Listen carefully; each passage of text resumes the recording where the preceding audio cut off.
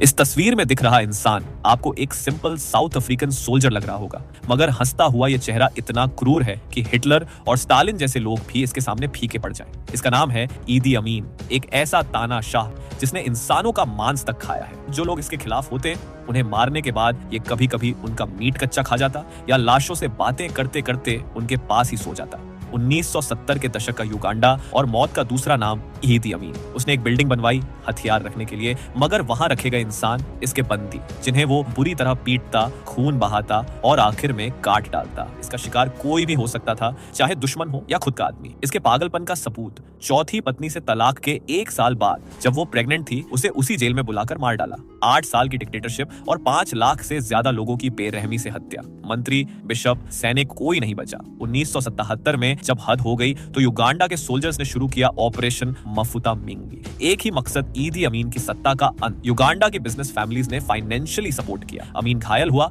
मगर किसी तरह अपनी कुर्सी बचा ली, लेकिन देश के हालात बद से बदतर हो गए। बिशप लुवम, मिनिस्टर ओरियमा और ओबोत उफुम्बी सबको मरवा दिया गया। अब आम जनता भी इसके खिलाफ उठ खड़ी हुई। 1978 में जब उसके साथी अदरीसी का कार एक्सीडेंट हुआ और इलाज के लिए कायरो भेजा गया तो अमीन ने उसे सभी पदों से हटा दिया। ये खबर फैलते ही लोग समझ गए एक्सीडेंट के पीछे अमीन का ही हाथ है।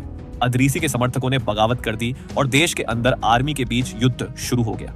अब अमीन ने ध्यान भटकाने के लिए तंजानिया पर हमला कर दिया, लेकिन इस बार उसकी तानाशाही उसी पर भारी पड़ गई। तंजानियन आर्मी ने पलटवार किया और कुछ ही हफ्तों में कंपाला पर कब्जा कर लिया। अमीन डर के मारे भाग गया, पहले लीबिया फिर सऊदी अरब। सऊदी की रॉयल फैमिली ने उसे शरण दी, मगर शर्त थी कोई पॉलिटिकल एक्शन नहीं। 10 साल वहीं रहा, फिर 1989 में ज़हर पहुंचा, फिर से युगांडा पर कब्जे का सपना लेकर, मगर पकड़ा गया और सऊदी वापस भेज दिया गया। अब कोई देश उसे अपनाने को तैयार नहीं था, तो मजबूरी में सऊदी ने उसे इस वादे पर रख लिया कि वो पॉलिटिकल में नहीं दिखेगा। 2003 में इसके कई अंगों के एक साथ फेल हो जाने से इसकी मौत हो गई और इस तरह एक ऐसे राक्षस का अंत हुआ जिसके लिए इंसानों का मांस खाना एक आदत थी। अगर ऐसी सच्ची, डरावनी और सीख देने वाली कहानियों में आपका इंटरेस्ट है तो अभी लाइक करो, शेयर करो और सब्सक्राइब जरूर करो।